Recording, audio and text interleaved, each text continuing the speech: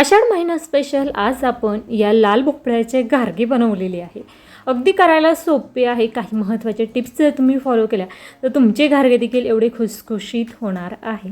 त्याचबरोबर या ठिकाणी गुळाचं किंवा पीठ साहित्य सगळं प्रमाण आपण अचूक पाहणार आहोत।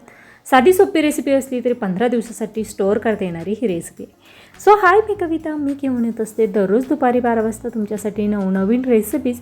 त्यामुळे चॅनलला सबस्क्राईब केलेलं नसेल तर प्लीज सबस्क्राईब करा। आज आपण आषाढ महिना स्पेशल 15 दिवस टिकणारे लाल भोपळ्याचे घारगे कसे तयार करायचे ते पाहूया। या ठिकाणी याला गोडपुरी असं देखील म्हटलं जातं। त्यासाठी कुकरमध्ये टाकायचं पाणी, त्यावर आपण हे स्टँड ठेवणार आहोत।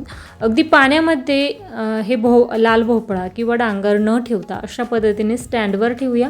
त्यानंतर झाकण ठेवून छान असं आपण मध्यम आचेवर 3 ते 4 शिट्ट्या करून शिजवून घेणार। शिजण्यासाठी खूप जास्त वेळ लागत नाही, परंतु आपल्याला अगदी मऊसूत असं शिजवायचं म्हणजे मॅश करायला सोपं जातं। हे पहा, अगदी 3 शिट्ट्या केलेल्या आहे आणि परफेक्ट असं हा लाल भोपळा शिजलेला आहे। अगदी सहज मॅश होत आहे, अशा पद्धतीचा असायला हवा।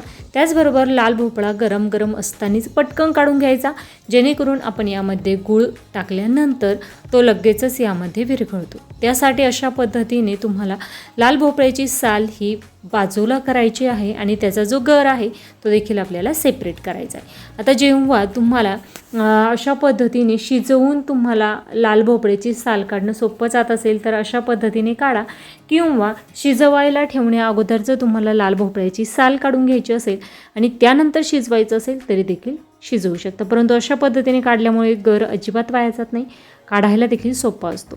आता या वाटीच्या मापाने पाऊण वाटी गर होता, त्याच वाटीच्या मापाने आपण पाऊण वाटी या ठिकाणी गूळ घेतलेला आहे। आता गूळ या ठिकाणी मी किसून घेतला नाही, कारण लाल भोपळा जो शिजवलेला आहे तो खूप जास्त गरम आहे, त्यामुळे लगेचच यामध्ये गूळ वितळणार आहे। आणि एवढं करूनही तुमचा गूळ जर वितळला नाही, जर तुम्ही फोडून ठेवला तर, जर तुम्ही किसून घेतला तर लगेचच तो वितळतो, परंतु फोडून घेतला आणि वितळला नाही तर अशा पद्धतीने मुसळच्या साहाय्याने गरम गूळ छान असं यामध्ये मिक्स करायचा, जेणेकरून मॅश देखील होतो, सगळं मिश्रण एकजीव होतं। ही सोपी पद्धत आहे। किंवा पावभाजीचं जे मॅशर असतं त्या मॅशरने देखील तुम्ही सगळं मिश्रण एकजीव करून घेऊ शकता। हे पहा, अशा पद्धतीने छान असा आपला गूळ मॅश करून झालेला आहे। गरम असल्यामुळे खूप जास्त वेळ लागत नाही, अगदी अर्धा मिनिटातच सगळा गूळ मॅश करून झालेला आहे। लगेचच आपल्याला यामध्ये टाकायची वेलायची पावडर। या ठिकाणी 4 ते 5 वेलायची, साखर 1 ते 2 चमचे साखर टाकून मिक्सरला मी छान अशी वेलायची दळून घेतलेली आहे, ती टाकणार आहे।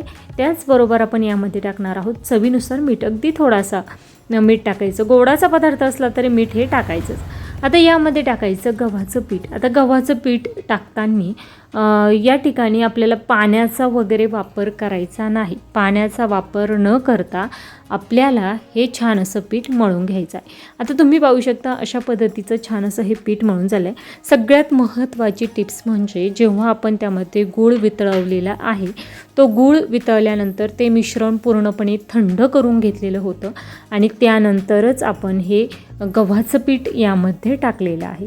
गरम गरम असताना यामध्ये गव्हाचं पीठ टाकायचं नाही। त्याचबरोबर गव्हाचं पीठ जेवढं त्यामध्ये बसेल तेवढंच टाकायचं। वरून पाणी वगैरे काहीही न वापरता तेवढ्या मिश्रणामध्ये जेवढं गव्हाचं पीठ बसेल तेवढंच टाकलेलं आहे। वरून 1 चमचाही पाणी मी वापरलेलं नाही आणि छान घट्टसर अशी ही कणिक भिजवून घेतलेली आहे। त्यानंतर हलकंसं कोरड्या पिठाचा वापर करून आपण हे घारगे लाटून घेणार आहोत, कारण गुळाचा वापर केला आहे पोलपाटला चिटकू शकतात, त्यासाठी हलकासा कोरड्या पिठाचा वापर करायचा। खूप जास्त कोरड्या पिठाचा वापर करण्याची गरज नाही। हे पहा, अशा पद्धतीने छान असे हे घारगे लाटून घ्यायचे। त्यानंतर तुम्ही ग्लासच्या साहाय्याने छान असा शेप देऊन घेऊ शकता। अगदी तुम्ही पाहू शकता अशाच पद्धतीने लाटून ठेवले तरीही चालेल, परंतु सगळे घारगे एकसारख्या आकाराचे व्हावे यासाठी मी ती लाटून घेतल्यानंतर ग्लासच्या साहाय्याने कट केलेले आहे। आणि राहिलेले घारगे पटपट लाटून व्हावे यासाठी अगदी मोठ्या मोठ्या आकाराच्या पोळ्या लाटून घेतल्या, ग्लासच्या साहाय्याने छान असं कट करून घेतलेलं आहे आणि अशाच पद्धतीने आपले घारगे तयार झालेले। त्यानंतर आपण कडकडीत गरम तेलामध्ये छान असे तळून घेणार आहोत। तेल छान कडकडीत गरम असायला हवं, परंतु तळताना मात्र गॅसचा फ्लेम हा मध्यम करायचा, जेणेकरून पुरी छान अशी फुलते देखील आणि तळताना परफेक्ट अशी तळली देखील जाते। हे पहा, अगदी छान टम्म फुगलेले आपल्या पुऱ्या या ठिकाणी तळून होत आहे. अगदी 4 ते 5 पुऱ्या मी तुम्हाला तळून दाखवणार आहे. रेसिपी करून पहा, कशी झाली ते कमेंट बॉक्समध्ये कळवा. रेसिपी आवडल्यास लाईक करा, जास्तीत जास्त शेअर करा आणि चॅनलवर नवीन असाल तर सबस्क्राईब करायला विसरू नका. त्याचबरोबर या ठिकाणी या पुऱ्या लाटताना खूप जास्त पातळ वगैरे लाटायच्या नाही, हलक्याशा जाडसर अशा ठेवायच्या. खूप छान अशी ही रेसिपी आहे. तुम्ही एकदा बनवून पूर्ण आषाढ महिन्यासाठी, लहान मुलांना मधल्या वेळेत भुकेसाठी तुम्ही ही स्टोअर करू शकता. प्रवासामध्ये नेण्यासाठी देखील स्टोअर करू शकता. रेसिपी आवडल्यास कमेंट करा. रेसिपी शेवटपर्यंत पाहिल्याबद्दल धन्यवाद.